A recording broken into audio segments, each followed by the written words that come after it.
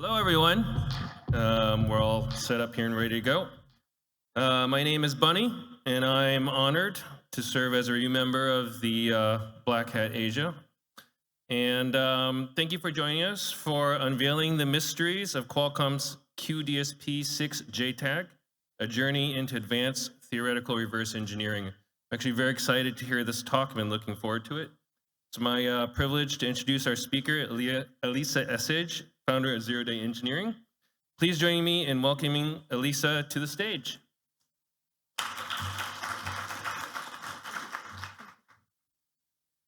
Hello.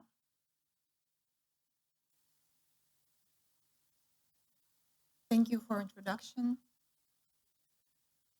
For context, a few bit more words about myself. I'm an independent hacker and founder of Zero Day Engineering training and research project. And actually, my primary focus of research is binary exploitation, vulnerability research. Especially, I'm focused on browsers and hypervisors. I showed some of my exploits at Poundtone at 2021, and I also participate in vendors' bug bounty programs. So this research is kind of a little bit of a side to my normal research workflow, and it is very related to advanced cutting-edge zero days for basebands, to put it short.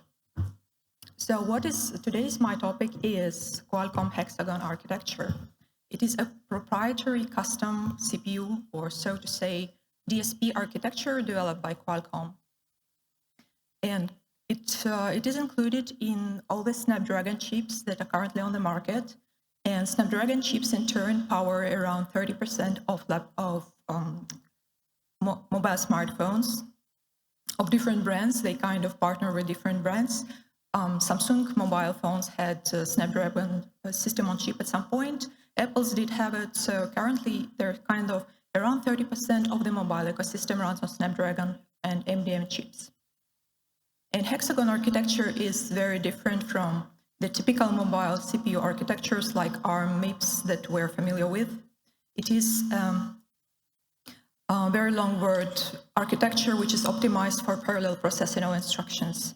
And it is optimized for high load processing of sensor inputs and various media workflows. And most recently for neural network workflows as well. So the problem with Hexagon architecture is that it is not available for low-level debugging. And this is the problem because we need low-level debugging for binary exploit development, for serious offensive security research, as well as we need it for introspection. If a system doesn't have debugging capabilities, it means that it is very much closed off and literally anything can live with it. You can install a rootkit and you don't even have capacity to normally build some tooling to detect if there is something wrong going on in the system. But mostly for myself, my interest is for developing exploits and also finding vulnerabilities. It absolutely requires some sort of debugging capability. And for Hexagon, it just doesn't seem to exist. So for a bit of a context, here is a snapshot of a Snapdragon chip. This is a logical diagram that shows various hardware elements on the system on chip here. This is a bit from a few years ago. Unfortunately, Qualcomm stopped releasing this kind of diagrams, so I really wanted to show the more recent one, something like Snapdragon Analytics, but this is probably the latest that I could find. The most interest to us here is the processor part here. So what I want to show is that on Snapdragon system on chip, there is not one or few ARM cores, but actually there is a whole bunch of different cores. You can see it here in the processor part. The first part here are ARM cryo cores from a few years ago. And then there is multiple DSP. DSP stands for digital signal processor. And it doesn't show here the details. I will talk a bit later. These are actually the very interesting parts. One of those DSPs runs a cellular modem, aka baseband. Another one would run some sort of sensory input from the hardware that goes then to the Android operating system and so on. So there are multiple cores, and most importantly, they run at least two distinct operating systems. So this picture that you see here, it will apply to your Android smartphone with a probability about 0.3.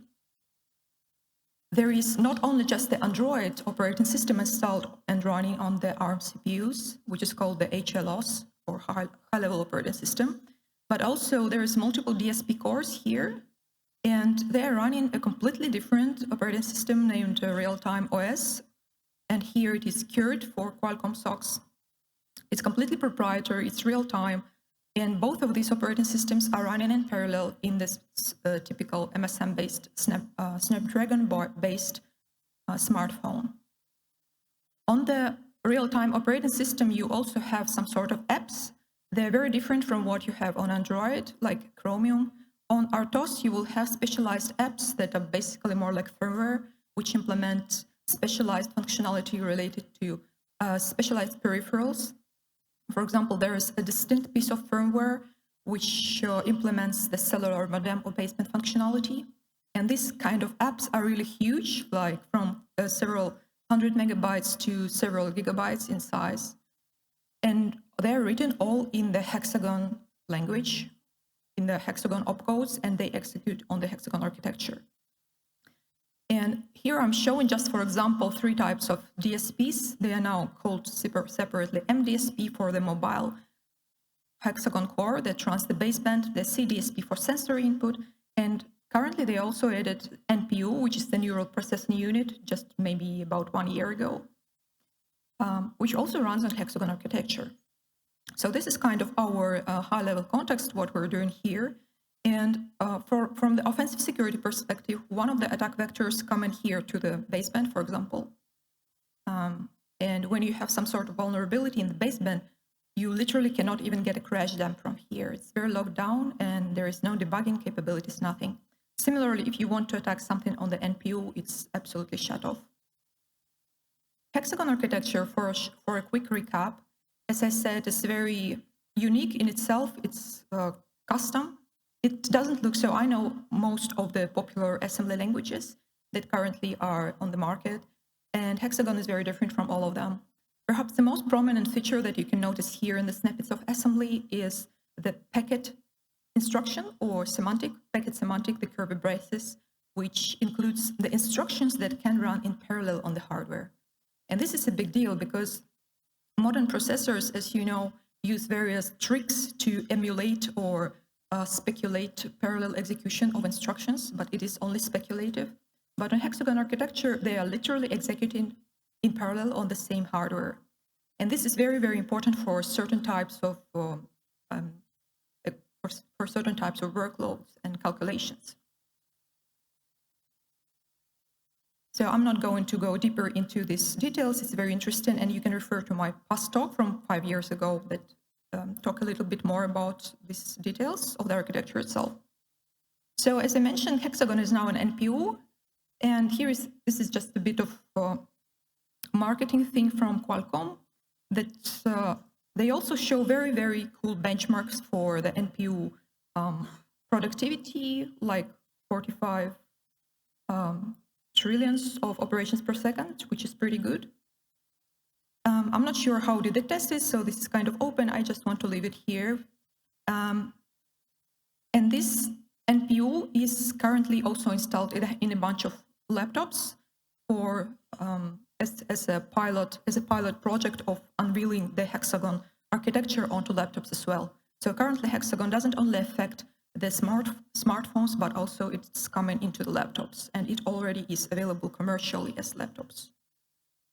So when I started researching this and I found out that debugging is technically not available for hackers like myself, I started thinking, how do they actually debug the Hexagon code as developers?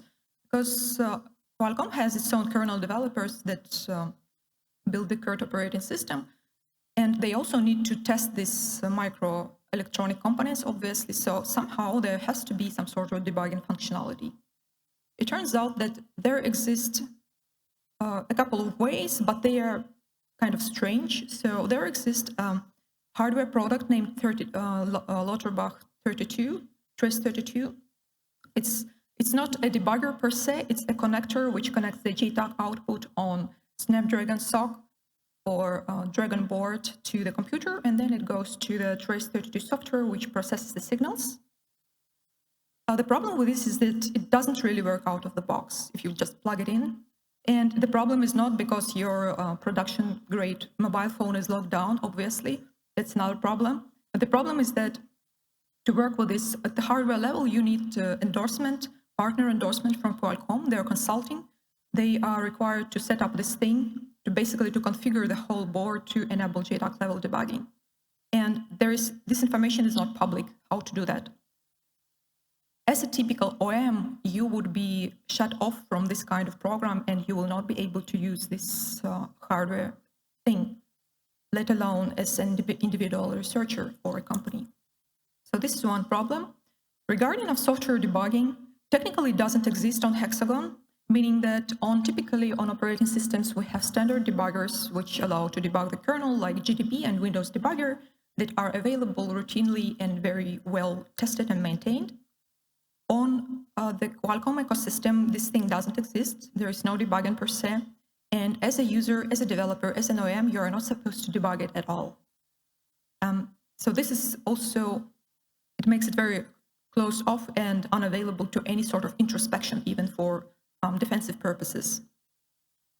There have been a bit of research in the past with DIY, people building their own software debuggers based on software vulnerability primitives, basically an exploit which is built like a software debugger.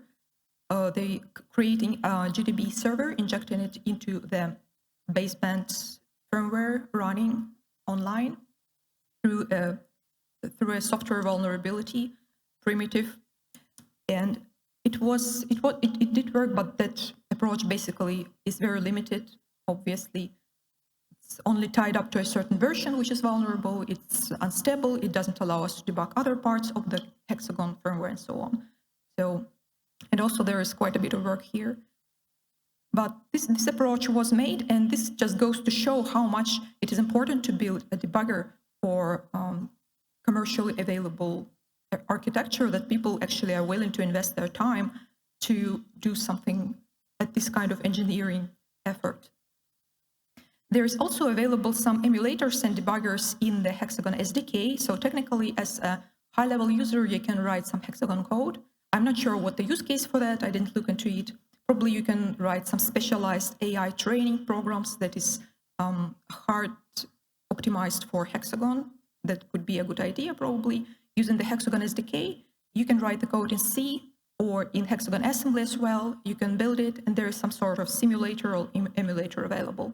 But obviously, this is useless for actually finding vulnerabilities or exploiting vulnerabilities on the real thing, like in basebands. This shows us that there is a considerable problem, and part of this research. So I approached this research with an open mind, and I wanted to find out how debugging ecosystem is actually implemented inside of the Hexagon cores and the Hexagon SOCs, and how can we, what we can do with it, how to hack it, how to use it. As part of this research, I looked at the Trace32 software users manuals, and they are quite pessimistic. The first thing they say is that Hexagon is a secure platform and debugging is prohibited. Of course, we know that as a hacker mindset, prohibited is the figure of speech, and so is secure, meaning that here it can mean anything, and the real security or hardening is in how it is implemented, which isn't indicated here in this kind of documentation. So this kind of gives me a sign that probably these people know what they're talking about, but they don't really disclose how exactly does work. And also here it shows that some sort of different levels of debugging exist, untrusted and trusted. And this didn't really give me any information here, but it did let me find this thing that I'm disclosing today, the ISDB. While looking through Trace32 manuals and reading through the commands, I found out that they mentioned something named ISDB, especially debug registers. And this is very surprising because ISDB actually is some sort of TV broadcasting standard. And as a hacker, I know pretty much all the terminology that can appear in this kind of manuals, and ISDB wasn't one of those words.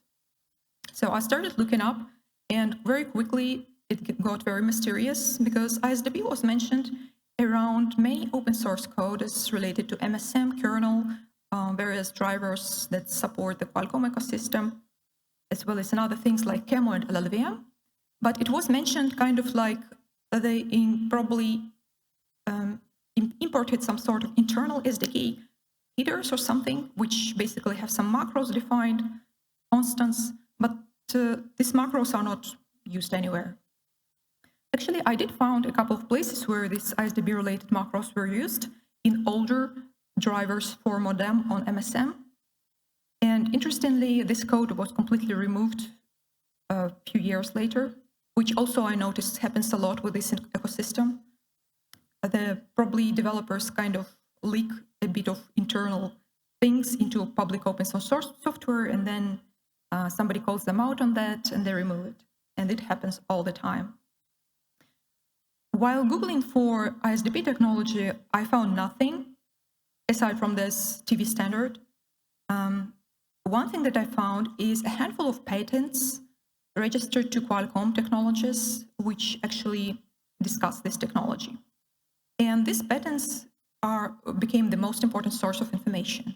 Now, if you don't know, if you have never seen a patent which discloses a technology, it's not exactly the same thing as a hardware specification, for example, meaning that the purpose of the patent is somewhat opposite to the hardware technical specification.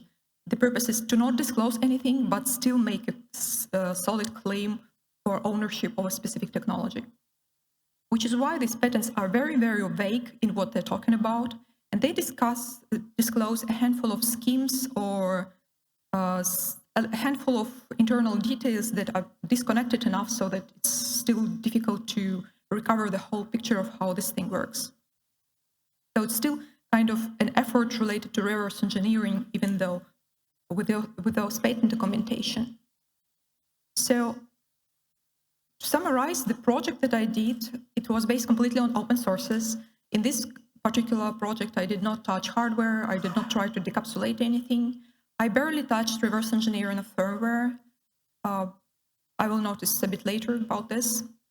But mostly I was just looking at open sources and putting things together to disclose how the debugging is implemented on Hexagon and how this thing, ISDB, works internally.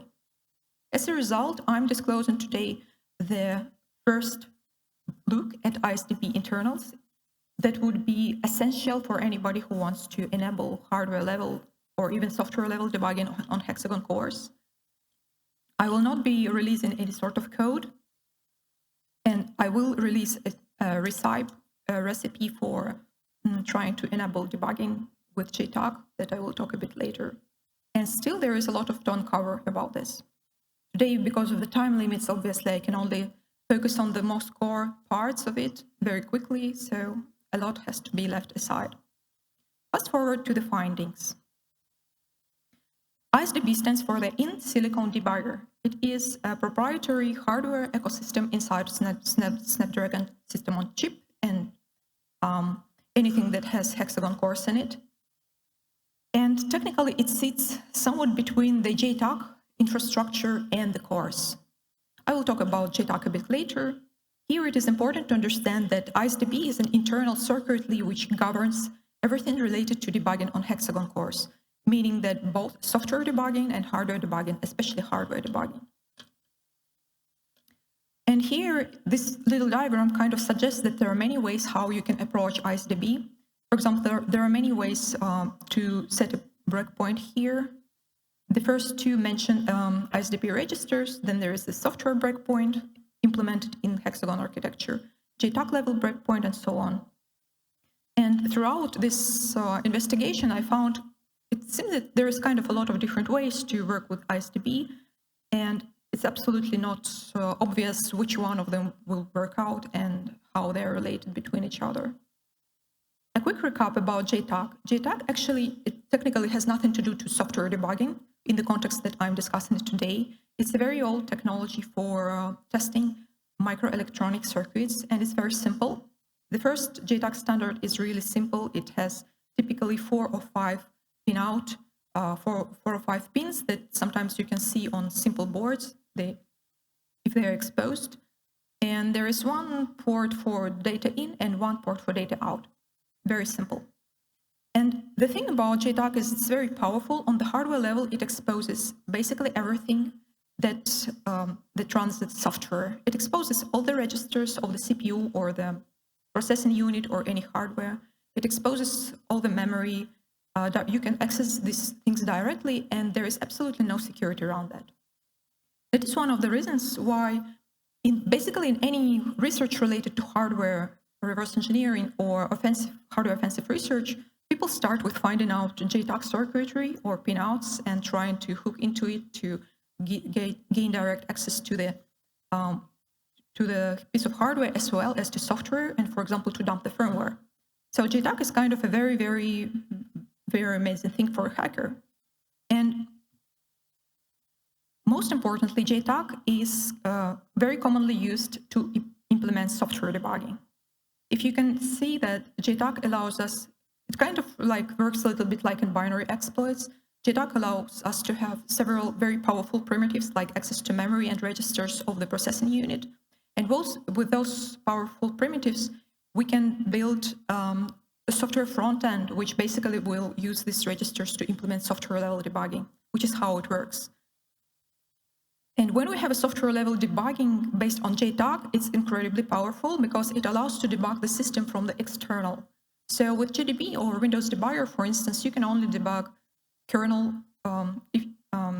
to some extent, and you always have to go outside of the system to debug the actual kernel.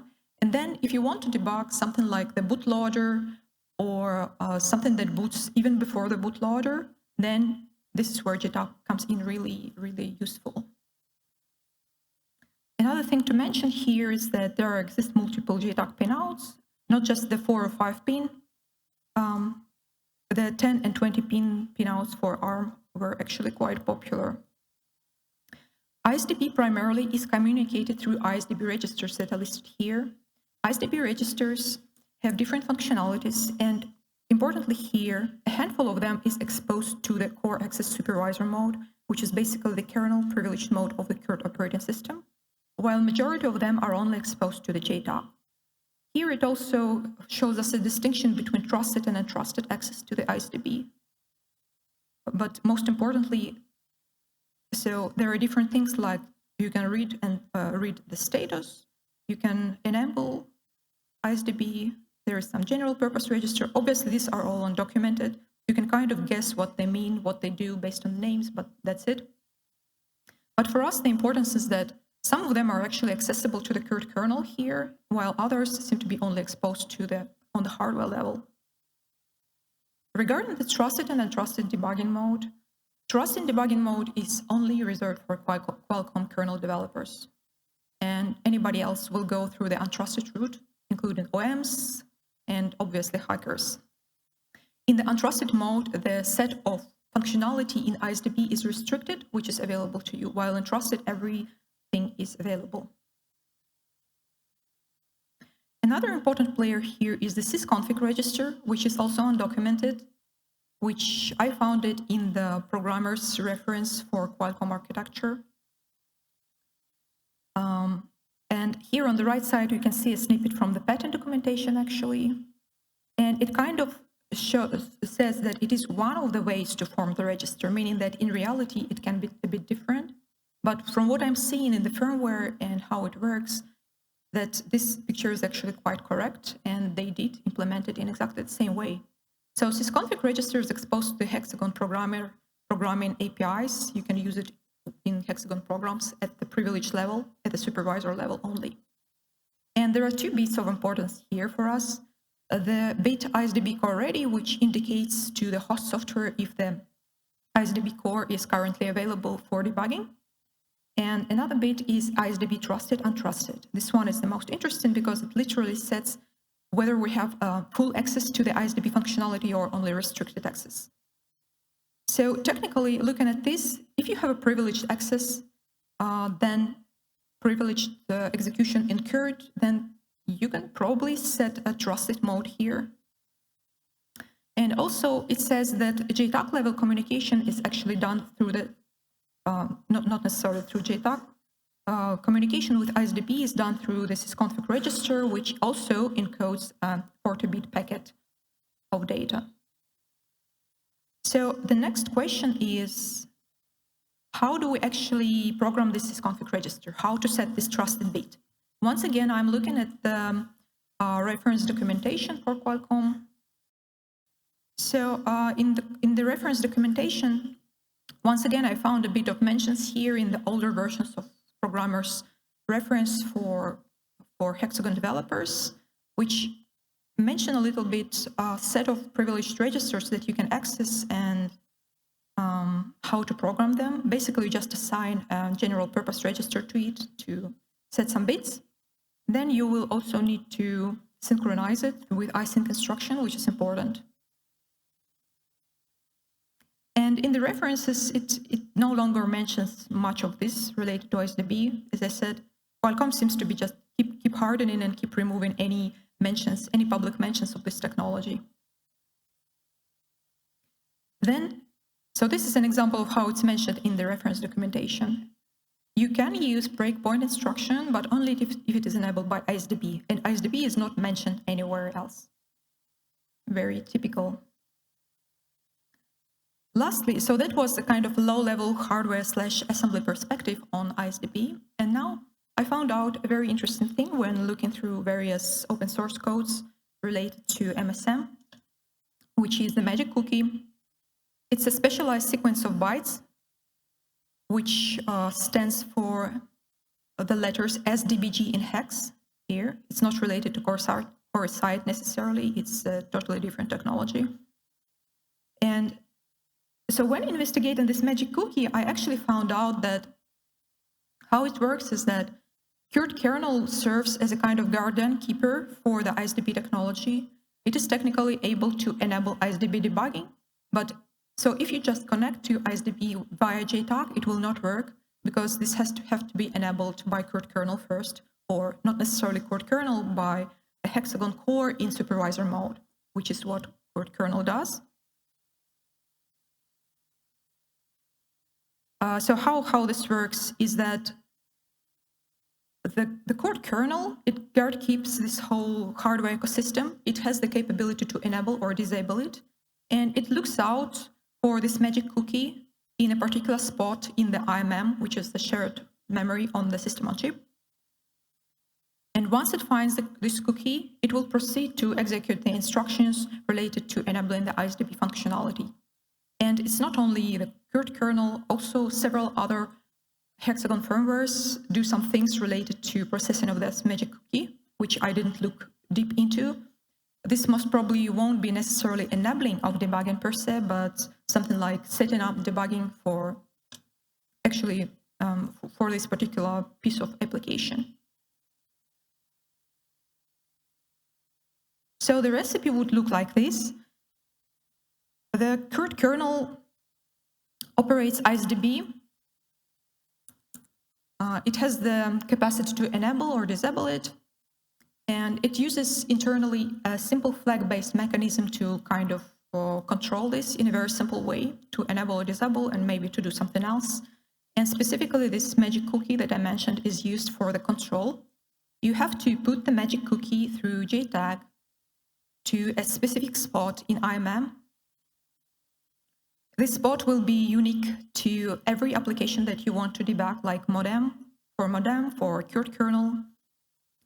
Some other things like PIL also seem to use it.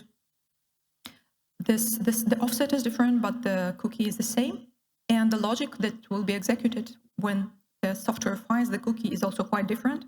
Obviously, the QuRT kernel is the main player here, which is able to enable this whole thing. And once this cookie is found in IMM by the Hexagon code, it will invoke some sort of debugging related functionality. Especially for QuRT kernel, it will enable it. Here is a snippet from the actual QuRT kernel.o that I reverse engineered. You can see here it uses the cookie. It finds it in the IMM and does some tests. And then what is not shown here is that there is actually many other tests after it finds the cookie and before it actually enables the debugging. It does test for some fuses, some other sports in IMM, build time variables, flags, attestation certificates, and things like that. There's like a dozen of checks at least, which obviously you will have to bypass if you want to enable it in this way. And if all of these checks are bypassed, then it proceeds to actual enablement code here. You can see that it assigns the sysconfig register by setting a bit, probably related to enabling of the ISDB infrastructure. It does the isync instruction here. And then there is some additional logic down the line, which I am not showing here. So this is kind of how it works, how it's supposed to work. Obviously, you cannot edit this because QuRT kernel stands upon the secure boot chain, and you only have the firmware, which you cannot technically modify unless you have a software vulnerability. So this is what you're granted. And one way how you can use it is, if you're lucky, and just attach the JTAG cable from trace32, put this cookie in the right place. If it works, it works. I guess it will only work on some sort of debugging boards, because there's some additional logic down the line. Now, if you don't have the testing device and only the release device, this code should still be there. Obviously, it's still there because this firmware reverse engineered I took out from the production device. So the code is still there, and there is a handful of ways of how you can go from here. You can either try to bypass the later checks in some way, or you can try to inject this low-level code specifically to enable ISDB in some other spot, in any spot which executes with supervisor privileges in Hexagon cores, maybe in the early stages of modem booting. So injecting this code and doing the necessary logic to enable ISDB will give you access to hardware level, JTAG level debugging on Hexagon cores. So in conclusion, to wrap it up, ISDB is the internal wiring in Qualcomm system on chips which have Hexagon cores, which sits between the JTAG and the actual cores. It adds quite a bit of layers of security to JTAG by enabling trusted and untrusted debugging, by actually guard keeping the debugging capability itself, both on the software level and on the hardware level specifically. Especially for JTAG, this is pretty interesting because usually if it is exposed, then it is exposed, and vendors don't even try to do anything about it. They kind of try to hide it somewhere. Sometimes it can be blown with fuses, but if it is exposed, then it's kind of gives full access and game over. But here they actually try to do something that even if you have a JTAG access to a development board, and still you cannot just plug into the JTAG port and use it for debugging, because it is guard keeping by the QuRT kernel, which needs this specific logic and configuration to actually enable JTAG in the first place. This research is the first step, which today I'm disclosing this for the first time, and it gives us multiple ways to proceed further from here for both hardware level debugging and software level debugging of Hexagon cores. It kind of lays the foundation. So I will be happy to see any further developments in this direction. This wraps up my talk. If you have any questions, you can ask now.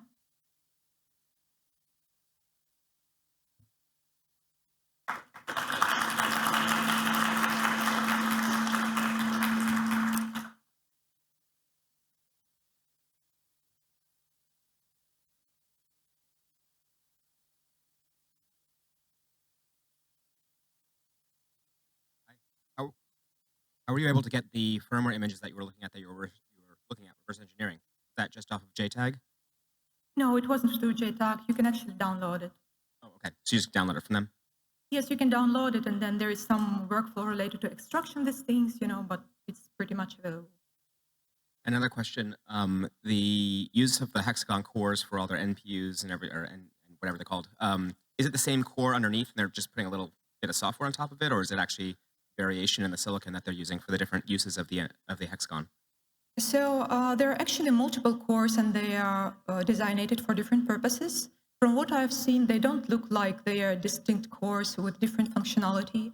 It's probably the same kind of hardware underneath. They just designed it to execute different functionalities and different pieces of firmware. That's it. Thanks, and good job.